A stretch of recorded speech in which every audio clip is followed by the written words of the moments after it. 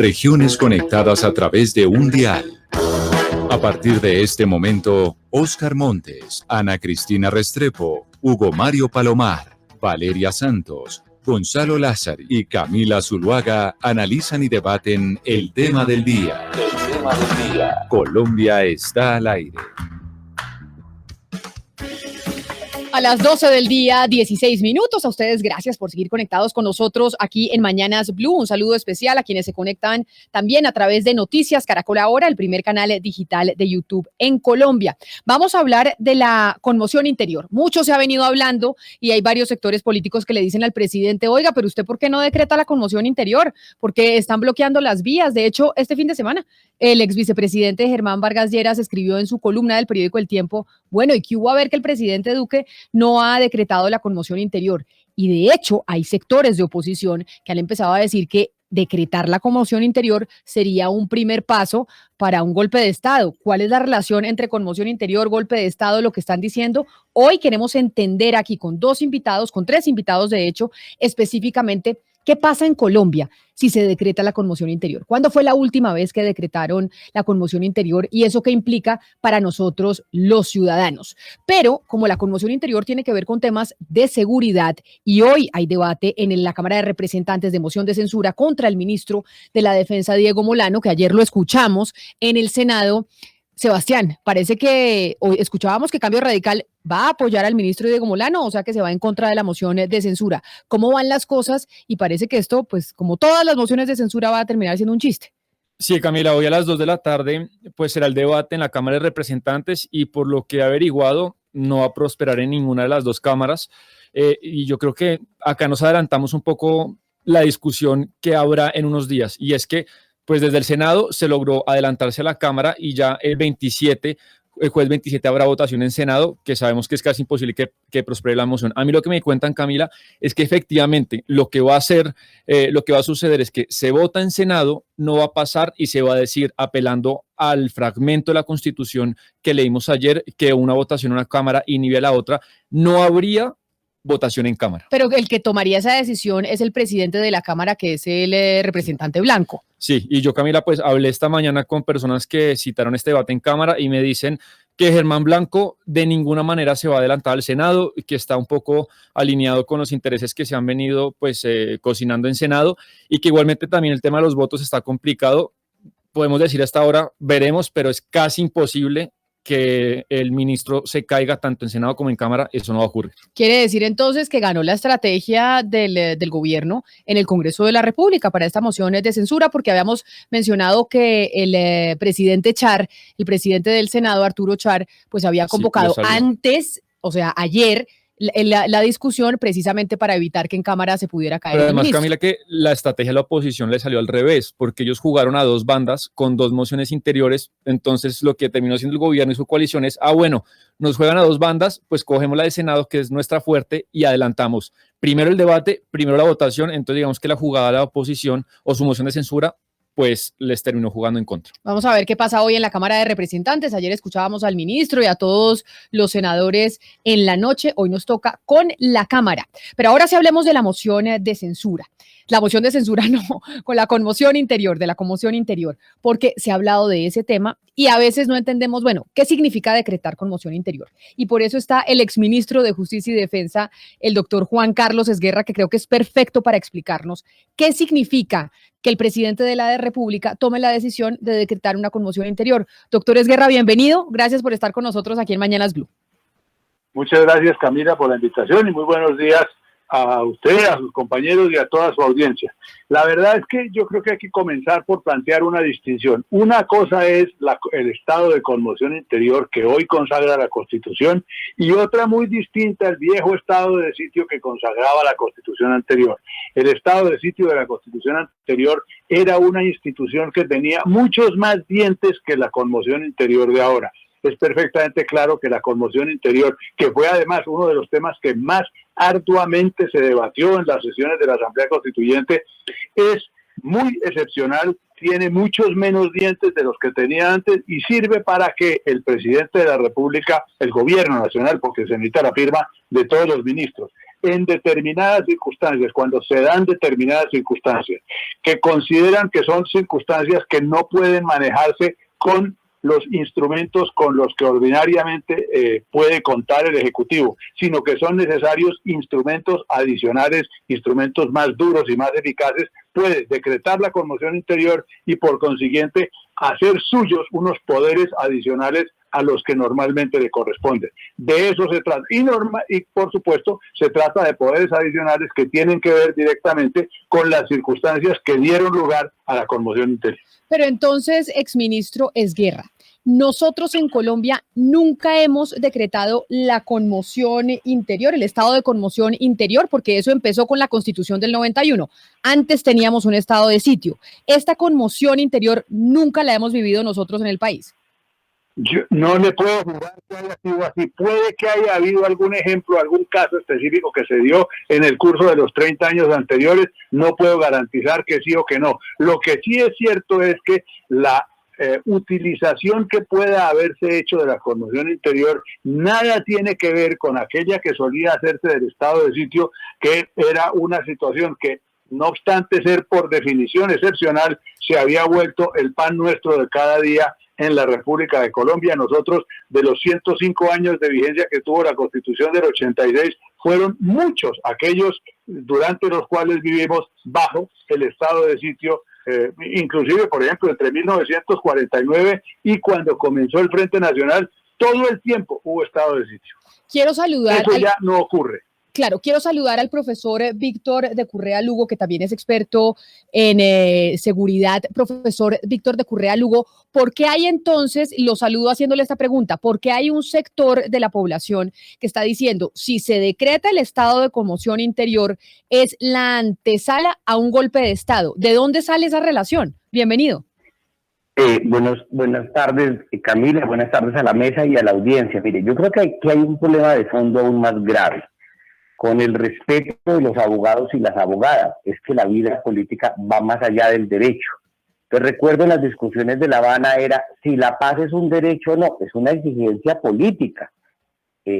Alguien me preguntaba de tu equipo esta mañana que yo escuchaba cuál era mi opinión y mi postura frente a la conmoción interior, y yo irónicamente decía que la quiten. Es que ya hay una conmoción de facto, no jurídica, pero sí política, y la he visto como periodista día a día y noche a noche en las calles de Bogotá y ahora en las calles de Cali.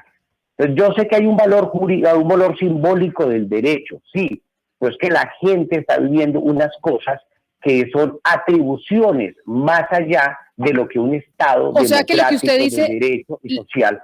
Lo que usted dice, profesor, es que ya nosotros estamos viviendo un estado de conmoción interior, así no se haya decretado, que de facto en las calles ya el estado de conmoción interior se está viviendo.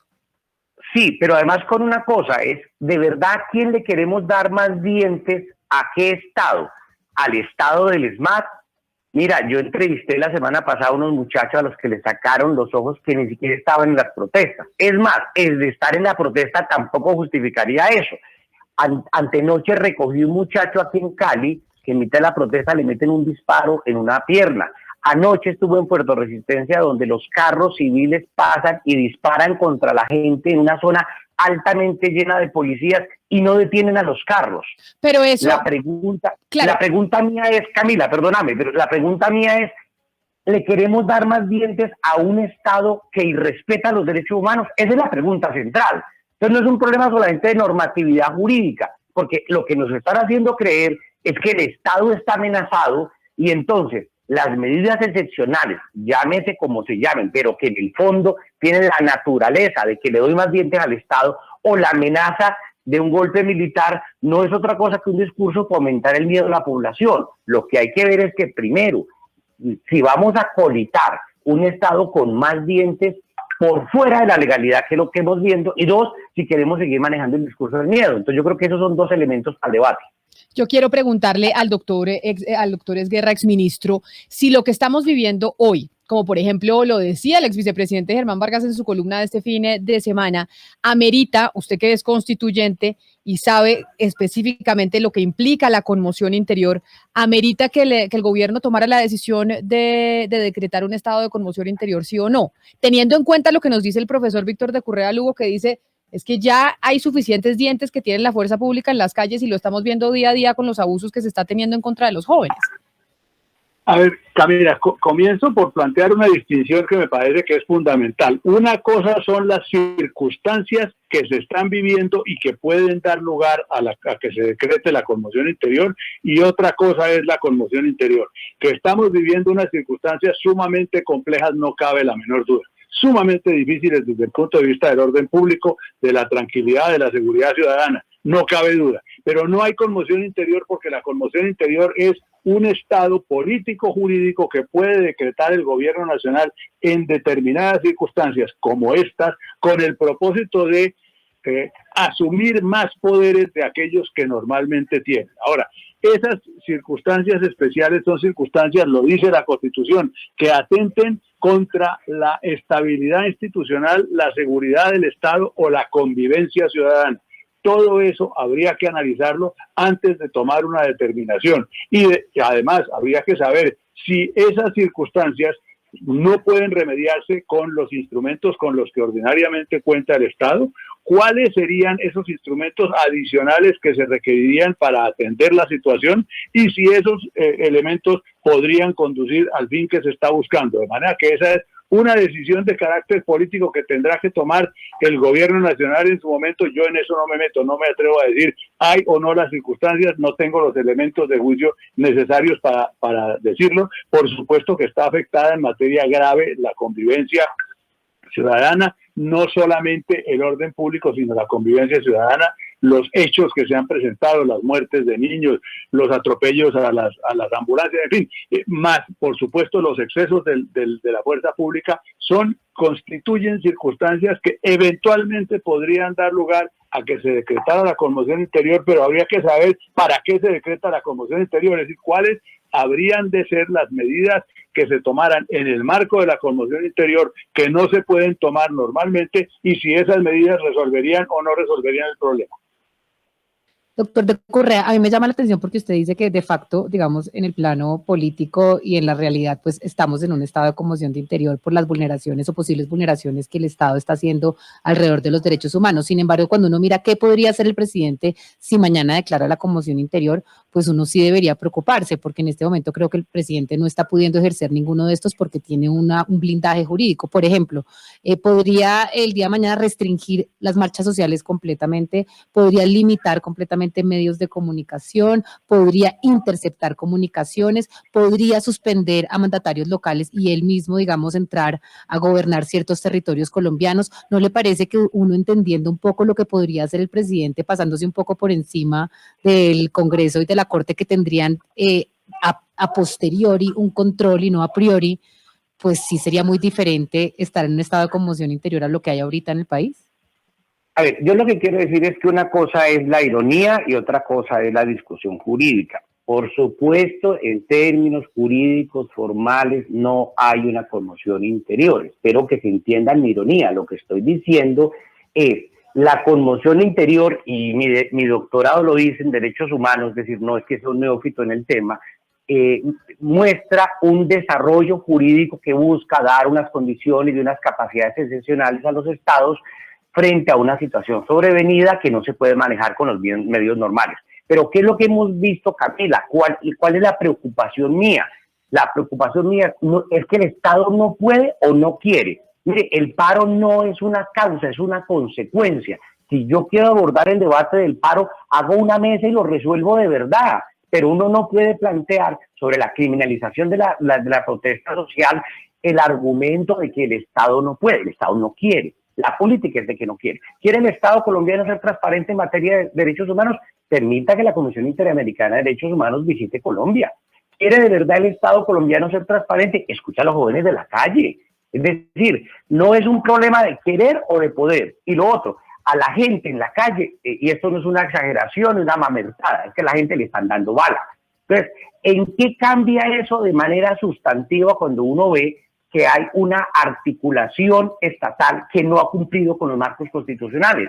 Y no es un problema del vandalismo, es que anoche, por ejemplo, en Puerto Resistencia Comercial en Cali, la gente saliendo a proteger a los muchachos. En el Portal de las Américas hace una semana, la gente diciendo los muchachos tienen razón. Ya sé que esa no es toda la sociedad, pero tampoco me digan que toda la sociedad es la de Ciudad Jardín, porque el problema es el Estado, ¿por qué no persigue a las personas civiles que en una actitud, dije actitud, claro, pero paramilitar, sale a darle bala a la gente? Claro, pero ¿Dónde está el Estado? Yo le planteo, y digamos que empezamos a hablar de conmoción interior, entre otras, por la columna del ex vicepresidente que dice en uno de sus apartes lo siguiente: cuando usted dice es que se puede sentar a dialogar, dice el ex vicepresidente, no se trata de dialogar o de hacer cumplir la ley. No son dos caminos, la Constitución y la ley debe cumplirse y los diálogos deben adelantarse, ni más faltaba, pero no sobre la base de tolerar que se vulneren los derechos de toda la ciudadanía, bloqueando carreteras, bloqueando calles, o como lo que está pasando en Cali, en donde la tuvieron o la tienen sitiada.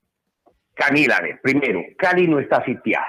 O sea, el que alguien tenga que dar una vuelta a la cuadra más larga para poder evadir una protesta no significa sitio. Yo he estado en ciudades sitiadas y eso es otra cosa. La segunda cosa, ayer estuve en un sitio que se llama El Hormiguero y constaté y tengo videos de cómo las ambulancias están pasando. Lo que pasa, Camila, es una cosa de fondo, que la Constitución hay que respetarla, garantíceme el derecho a la salud.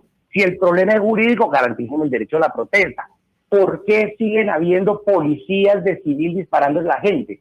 ¿Por qué siguen habiendo policías encapuchados? Camila, yo he tomado fotos en las marchas de Bogotá, que luego de que prenden el alboroto se refugian en carros de la policía. Yo lo he hecho y lo he visto, Camila, no me lo han contado los mamertos. Camila, si el problema central es jurídico, pues yo quiero que me digan si ya procesaron a las camionetas que están dándole bala a la gente en Cali, si los que le dispararon desde Ciudad Jardín a los de la Minga ya fueron judicializados. Pero lo que no pueden es sacar la carta jurídica frente a unos muchachos indignados y decir que la Constitución y la ley, que es una abstracción finalmente de la convivencia de las sociedades, aplica para unos pero no para otros. O sea, créame, Camila, yo soy amigo de la paz y soy amigo del derecho, pero es que cuando le plantean el derecho a un muchacho que le acaban de dar un poco de balazos y le dicen, no, es que el orden es aquí, la policía se extralimita deliberadamente. La actitud del presidente Duque ha sido absolutamente complaciente. Yo quiero ver un solo caso concreto de investigaciones frente a la no identificación de la policía. Y es una práctica sistemática y deliberada. Entonces, a ver, yo creo que es por eso. Pero por favor, y con esto termino, no sigamos vendiendo la idea de que el país está en crisis por el paro. No, el país está en paro por la crisis. No, pero igual Cali sí estuvo sitiada. Y continúa bloqueada en muchas vías de acceso, incluso aunque se han abierto otras, pero hasta hace algunos días no se encontraban alimentos en los principales supermercados, ni en las plazas de mercado, ni en las tiendas de barrio, y tampoco había combustible en las estaciones de gasolina. O sea, la situación es realmente crítica por cuenta de los bloqueos. Pero además quiero decirle, profesor Víctor de Correa, que así como no se han judicializado a los señores de Ciudad Jardín que dispararon a la Minga, tampoco se ha judicializado a muchos encapuchados que destruyeron bancos, que destruyeron el sistema de transporte masivo, que saquearon establecimientos de comercio. O sea, la situación de Cali no se ha aclarado del todo y esto ha sido de parte y parte. Pero yo quiero aprovechar para preguntarle... Por supuesto que no se ha aclarado. Y te doy un ejemplo, perdóname. Antier yo estuve en el Almacenes Éxito. Yo no voy a contribuir a la satanización de Almacenes Éxito. No lo voy a hacer porque no, hay que ser responsable. Cuando Blue Radio le abre uno de los canales o cualquier medio hay que ser responsable. Pero sí me llama muchísimo la atención la falta de transparencia y la demora. Que llegue la Procuraduría y la Defensoría del Pueblo al Almacenes Éxito y no les permitan entrar antier. Yo estaba ahí. Entraron. Dije, hombre, sean transparentes, por favor, que la gente necesita eficacia y transparencia para evitarnos líos. Yo creo que ese pero entraron no solamente una vez, sino que entraron 2 veces. Hubo 2 comisiones humanitarias, incluso acompañadas por los jóvenes de los grupos de resistencia. Ingresaron a Almacenes Éxito. Pero bueno, mire, yo tengo una gran inquietud, Camila, y es porque desde el 28 de abril estamos viendo, claro, protestas pacíficas, pero también algunos desmanes, algunos hechos vandálicos, y hemos visto a la policía enfrentándose a esos manifestantes, pero el ejército lo hemos visto pasivo. Doctor Esguerra, usted fue ministro de la Defensa y quizás nos pueda explicar qué pasaría con el papel del ejército en un eventual estado de conmoción interior. ¿Cuál sería el rol de las fuerzas militares, pero concretamente el ejército, que hoy ha estado pasivo en medio de los altercados, de los disturbios y del vandalismo? En principio esa es tarea que le corresponde a la policía, que le corresponde exclusivamente a la policía, puesto que el tema de la guarda del orden público interno y de la seguridad ciudadana es un asunto de la policía. Las fuerzas militares están instituidas con otro propósito que tiene que ver con la defensa de las fronteras, con la guarda de la soberanía nacional, etcétera, etcétera. Ahora, hay normas que establecen que en determinados casos, excepcionalmente, puede utilizarse una asistencia militar para el cumplimiento de las labores propias de la policía. Así fue necesario hacerlo en Colombia, por ejemplo, durante el tiempo de la guerra contra el narcotráfico y en otras determinadas circunstancias. Pero en principio ese es un asunto cuyo ámbito es de la policía y no de las fuerzas militares. Las fuerzas militares deberían no intervenir, quizá hacer como han hecho, presencia perfectamente pasiva, entre otras cosas porque el tipo de armas con los que cuentan las fuerzas militares son armas que no están destinadas a resolver los problemas de tranquilidad ciudadana o a resolver los problemas de orden público, ni mucho menos, repito, para eso son... Pero la pregunta, doctor, es ¿cuál sería ese? O sea, no podría seguir siendo el mismo papel, el de las fuerzas militares, el del ejército. No, el estado de conmoción interior automáticamente no cambia el papel que corresponde cumplir a unos y a otros. Lo que hace el estado de conmoción interior es permitirle al gobierno nacional tomar las medidas que considere necesarias por fuera del orden normalmente establecido para resolver las causas de la turbación del orden público que están afectando la convivencia ciudadana. Ahora, en ese marco, eventualmente podría utilizar la fuerza militar, por supuesto.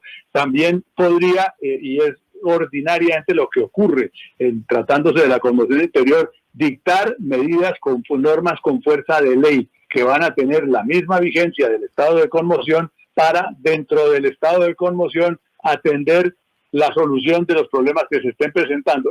Ese estado de conmoción casi que es uno por cada caso, tiene unas condiciones especiales. Anoto algo que vale la pena destacar, y es que la Constitución, a diferencia de lo que ocurría en tiempos del estado del sitio antiguo, tiene perfectamente prohibido en los estados de excepción, entre ellos el estado de conmoción interior, la limitación o la suspensión de los derechos humanos fundamentales. No pueden ser suspendidos de ninguna manera. Pero mire, a propósito de lo que estaba planteando el profesor de Correa, a mí me gustaría conocer su opinión sobre la columna del doctor Vargas Lleras, porque además él dice que efectivamente por cuenta de estas protestas y estas marchas se están afectando la gran mayoría de los colombianos y que es necesario por esa razón que el gobierno considere declarar la conmoción interior. Dice el exvicepresidente Vargas Lleras que las pérdidas ya suman 15 billones de pesos, pérdidas económicas, para no hablar de las pérdidas humanas que también son numerosas. ¿Por qué, profesor de Correa, usted considera que esa posibilidad de declarar el estado de conmoción interior por parte del gobierno nacional, aunque sea parcial, digamos que solo sea, por ejemplo, en Cali o en el Valle del Cauca, ¿por qué esa medida no es conveniente y no es oportuna en este momento, dadas las circunstancias de alteración del orden público en esa zona?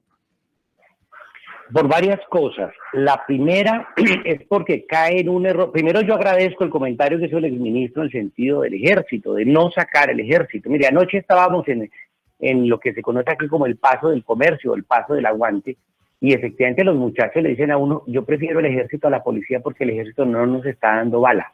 De hecho, ayer alguien intentó darles bala y se cruzaron balazos con el ejército. Entonces, hay una esperanza, digamos, en que el ejército no vaya a hacer esa agresión, pero lo que hemos visto en Catatumbo, en Cauca, en Chocó, es que el ejército no es una garantía necesaria de respeto a los civiles. Ahora, frente a la pregunta, lo primero, porque es que el problema que hay no es un problema, voy a decir algo que es un exabrupto jurídico, aclaro para que me entiendan la ironía, no es un problema de orden público, no es un problema de orden público en el sentido que se resuelve vía policial, es un problema social. Mire, yo he sido profesor de militares y de policía, y recuerdo un mayor cuyo nombre no voy a mencionar que me decía, cuando los paros del año 2016 me daban ganas de soltar el casco del ESMAD y sumarme a los campesinos, porque eran campesinos de estos cebolleros, ustedes se acuerdan del problema de las cebollas, que tenían razón. Lo que uno no puede hacer es desconocer un país, llamarlo a negociar, incumplirle, forzarlo a que haga vías, tome vías de hecho y después criminalizarlo. Y eso es lo que estamos viendo. Es decir, si se escucha a tiempo que hay que tumbar una reforma tributaria, si se escucha a tiempo que hay que tumbar una reforma en salud, la gente no tiene por qué poner muertos de ningún lado. Yo soy un amante de la paz, pero ante todo soy un amante de la justicia. Entonces es muy complicado que sigamos con esa lógica de que las cosas se resuelven o dictando decretos, ya lo dijo García Márquez, a uno en el campo lo matan con balas y en la ciudad lo matan con decretos, o creyendo que se resuelve sacando la policía. La policía, con todas las limitaciones, éxitos y desaciertos, no va a resolver el problema de la renta básica. La policía no va a resolver el problema de la exclusión social. La policía no puede resolver el problema de la falta del acceso a la salud en este país. Entonces resolvámoslo por el derecho, pero tratar de empezar la casa por el tejado yo creo que es el principal problema. O sea, quiero decir, el debate no es conmoción interior, sí o no. El debate no es nadie aquí está negando la Constitución. Yo lo que estoy planteando es que los problemas estructurales hay que mirarlos con otra óptica. Los abogados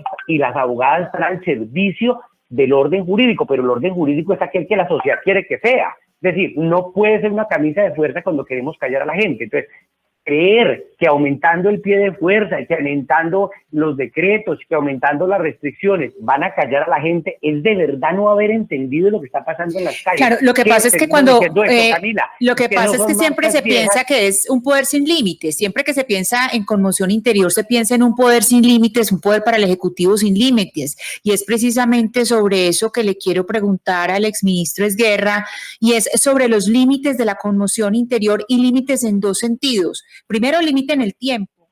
¿Hasta cuándo se puede o por qué periodo de tiempo se puede declarar? Y segundo, el límite de veeduría internacional, porque en este momento vemos un presidente que no quiere o que está poniendo obstáculos para que la Comisión Interamericana de Derechos Humanos venga a hacer una veeduría.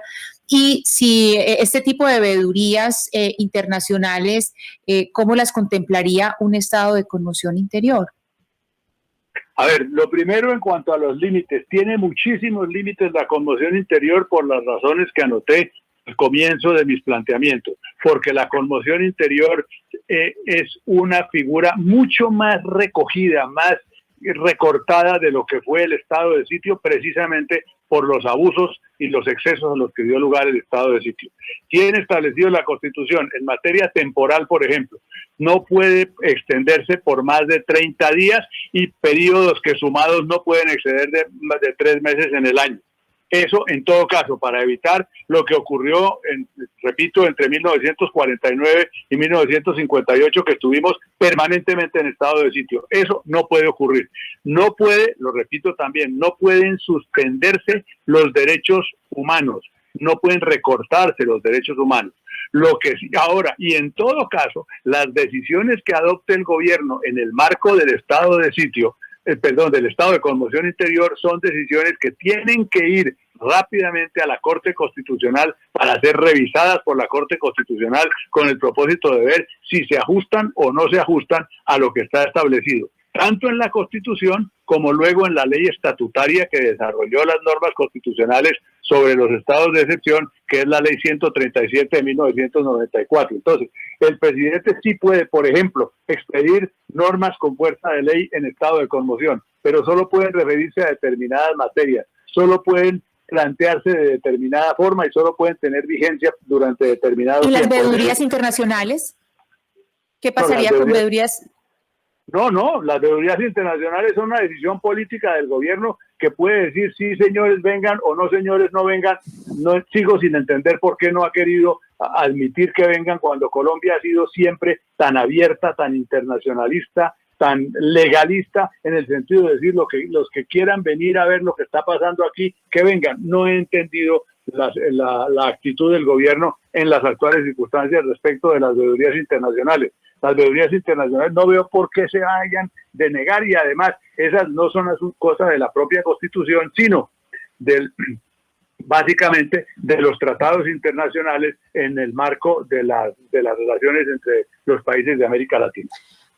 Pero, doctor Esguerra, volviendo al estado de conmoción interior, para que los oyentes entiendan, la Constitución del 91 creó dentro de los estados de emergencia el estado de conmoción interior, el estado, digamos, de emergencia y el estado de guerra. Nosotros llevamos en un estado de emergencia pues casi que más de un año y la Corte Constitucional se ha demorado bastantes meses en hacerle el control constitucional a las medidas que ha tomado el gobierno. Usted dice que de declararse un estado de conmoción interior, la Corte Constitucional le va a hacer un control, pero ¿usted cree que la institucionalidad del país en este momento podría ejercerle un control óptimo a un presidente que tiene un estado de emergencia y un estado de conmoción interior al tiempo? No, pero a ver. Ese estado que se decretó con ocasión de la pandemia y que tuvo que ver con las razones sanitarias que lo determinó, también se decretó en 2 oportunidades, ambas terminaron y en este instante no estamos en ese estado y el gobierno no tiene ya las facultades extraordinarias con las que contó para efectos de resolver esa crisis. Claro, pero como sigue la pandemia, el gobierno se puede despertar y puede decir, declaro conmoción interior y estado de emergencia. No, pero es por 2 razones perfectamente distintas. El ámbito temporal de unos y otros estados de excepción es perfectamente distinto y el tipo de medidas que se pueden tomar en el uno y en el otro son también totalmente distintas. Es decir, no puede uno decir que se suman el estado de excepción por razones de la pandemia y el estado de la conmoción interior, no. Pero ahora estábamos oyendo, permítame, doctor Esguerra, lo interrumpo, estábamos oyendo lo que decía el profesor Víctor de Currea Lugo, que sería darle más dientes a un Estado que ya está siendo abusivo y represor. Pero realmente el ejército, realmente la fuerza pública no ha aprendido absolutamente nada en estos últimos años. ¿Cómo sería un estado de conmoción interior con el ejército actual? Quisimos llamar al doctor Alberto Sánchez Galeano, que es investigador y asesor en temas de seguridad, para preguntarle sobre ese punto en particular. Doctor Sánchez, bienvenido, gracias por estar con nosotros. Y es, ¿cómo sería el comportamiento de un ejército en dado caso que se tome la decisión de decretar un estado de conmoción interior? En un ejército de hoy, del año 2021. Buenas tardes, Camila, buenas tardes a la mesa de trabajo, al doctor Esguerra, al doctor de Currea. Yo creo que hay 2 cosas que decir. Básicamente, después del recuento histórico y normativo que ha hecho el doctor Esguerra, valdría agregar que el ejército hoy es muchísimo más profesional, muchísimo más preciso y está muy digamos, atado normativamente a unos marcos internacionales y a unos marcos nacionales que no existían ni durante el estado de sitio, ni durante lo que fue, digamos, el uso de la medida en las presidencias anteriores. Esto, digamos, en lo que tiene que ver con la normatividad. En materia operativa, el ejército, aparte de que es muchísimo más profesional, tiene hoy unas capacidades tácticas, operativas y estratégicas muchísimo más puntuales, muchísimo mejor constituidas y, digamos, cohesionadas dentro de las fuerzas, que le dan incluso capacidad de intervención urbana a un nivel que no tienen otros ejércitos del mundo. Incluso el ejército ha llegado a un nivel de desarrollo de sus capacidades de intervención focalizada y puntual, digamos, tan desarrollado en este momento que puede incluso a través de los batallones de policía militar complementar capacidades de las fuerzas policiales, algo que muy pocos ejércitos pueden hacer de la manera en que lo hace el ejército colombiano en nuestro país. Pero entonces, en términos de seguridad, yo le pregunto, de la situación que está viviendo Cali, de la situación que está viviendo el país, el doctor Esguerra no se me quiso comprometer, dijo, yo no soy quien para decir si se debería decretar una conmoción interior o no en el país con la situación de seguridad que estamos viviendo. Pero hay otros sectores que le están diciendo al presidente Duque que por qué no lo ha hecho. Usted, en su conocimiento de la situación de seguridad en el país, diría que es momento y se están dando las condiciones para que se decretase una conmoción interior, ¿sí o no? Yo personalmente considero que no, por 2 razones. La primera es que tenemos una fuerza pública que puede ser eficaz para estabilizar la situación de orden público sin tener que llegar a un estado de imposición de una medida tan fuerte. Primero, porque existen las capacidades operativas y tácticas para hacerlo. Segundo, porque no todos los bloqueos, no todas las situaciones de inseguridad obedecen a los mismos factores. Y tercero, que para mí es la razón más importante, Camila, es que estamos en una situación de orden público que se deriva de un estado de cosas que es políticamente complejo. Entonces, no es una amenaza criminal únicamente.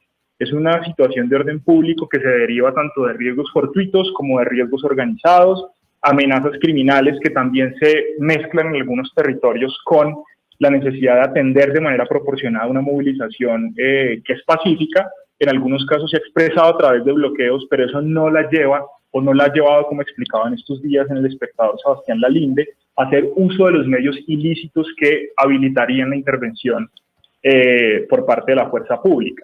Yo creo que la pregunta que vale hacer en este momento no es tanto si se debería imponer o no una medida de conmoción interior, sino porque en algunos territorios, como por ejemplo el de Cali, donde la Tercera Brigada tiene las capacidades, el conocimiento y el alcance en el despliegue territorial para intervenir, no están siendo tan eficaces como podrían serlo. Y una de las respuestas es probablemente porque todo el componente político que debería orientar la intervención, en donde dialogamos, en donde se utiliza una medida de control del delito, en donde se utiliza el Poder Judicial, no están tan acoplados como se requiere en este momento. Y, digamos, continuando con el caso de Cali, el rol del alcalde Jorge Iván Ospina, que en las primeras 72, 96 horas de crisis salió con 4 o 5 posiciones distintas, alcaldes como el de Ibagué, alcaldes como el de Pereira, que también, digamos, se equivocaron o tropezaron en sus pronunciamientos y cambiaron de un día para el otro de visión del problema, también le imponen a la fuerza pública unos obstáculos para que la intervención sea más efectiva.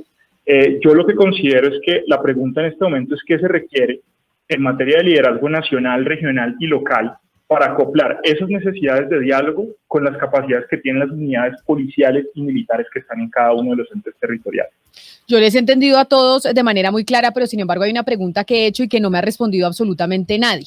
Y voy con usted, profesor de Currea Lugo, y es, ¿en qué momento hay una ciudadanía y, por ejemplo, el sector de la Colombia Humana de Gustavo Petro empezaron a hablar de que el hecho de decretar una conmoción interior es la antesala a un golpe de Estado? Yo no he podido entender cuál es la relación y por eso se le preguntaba al principio, ¿qué tiene que ver una cosa con la otra?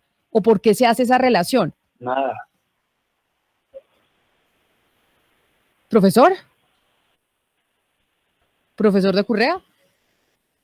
No, creo que algo pasó con el sonido. Pero entonces tal vez, doctor Esguerra, usted me puede ayudar o me dice, no tengo ni idea de dónde están sacando esa relación. ¿Por qué se está hablando, doctor Esguerra, o por qué se puede llegar a hacer una relación que yo no he podido entender?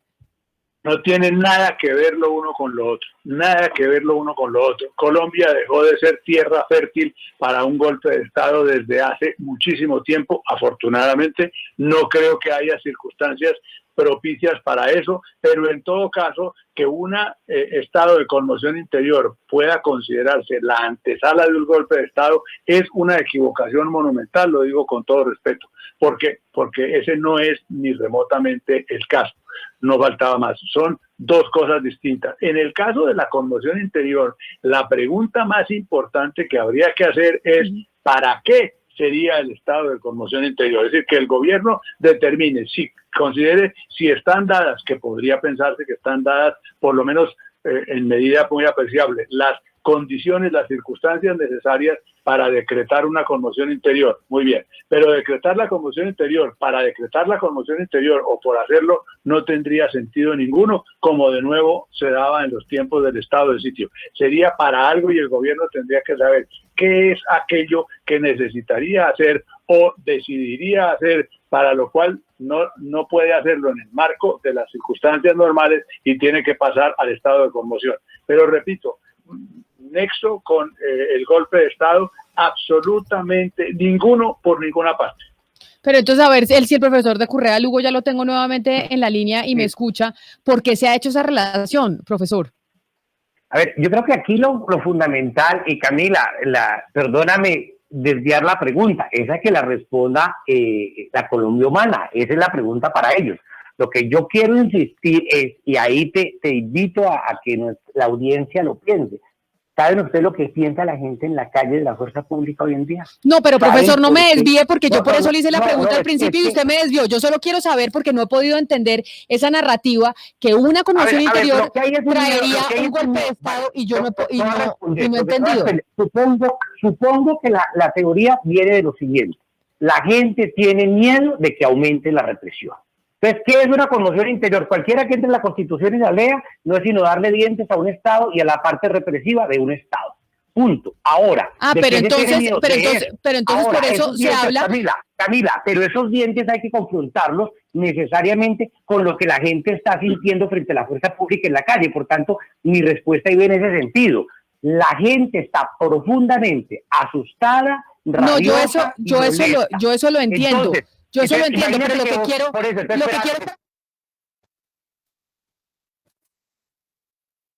de verdad es que no he podido entender. ¿Existe relación o no existe? Porque ¿por qué se habla de un estado de conmoción como antesala a un golpe de Estado?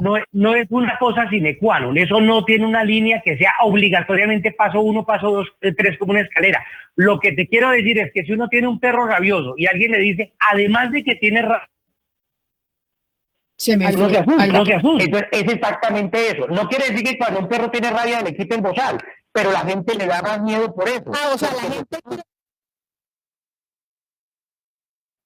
quiere interior. ¿Eso es lo que la gente cree? Lo que la gente está preocupada, independientemente del nombre, Camila. Uno, jurídicamente una cosa no lleva automáticamente a la otra. Pero dos, la gente sí tiene miedo de que sea un perro rabioso, además le quiten el collar y le quiten el bozal y muerda más duro. Yo eso lo entiendo. Lo que no entiendo es de dónde surgió la relación de una cosa y la otra, que sí la empezamos a ver este fin de semana y yo de verdad no he podido entender. Dice el doctor Esguerra que no tiene nada que ver una cosa con la otra. Yo creo exactamente lo mismo que dice el doctor Esguerra. Eso no tiene relacionado. Pero la pregunta mía, Camila, es la siguiente. ¿De verdad que para destinarle plata a los hospitales necesitamos una conmoción interior para discutir lo de renta básica? No, y la gente no quiere hablar de eso. La gente en la calle quiere hablar es de una serie de políticas que los llevó a la calle. No, yo eso lo entiendo perfectamente, pero como estamos hablando estamos hablando hoy de qué implicaría para explicarle a la gente un estado de conmoción interior, por eso es que hacemos la pregunta, profesor. Lo otro, sin duda alguna, hay que hablarlo, pero hoy estamos hablando qué significa eso, porque hay gente pidiéndola. ¿Y qué significaría eso? Es lo que queremos entender, qué implica para nosotros como ciudadanos que en caso dado el presidente Duque tomara esa decisión con todos sus ministros, y por eso queríamos invitarlos hoy a hablar de eso para poder aprender que cuando nos hablen de conmoción interior, ¿a qué se están refiriendo? Profesor Víctor de Currea Lugo, mil gracias por haber estado aquí con nosotros. Muchísimas gracias, Camila, y pues el debate es que ese debate de la conmoción interior se ve en el marco de un paro, entonces es inevitable que uno toque las agendas del paro.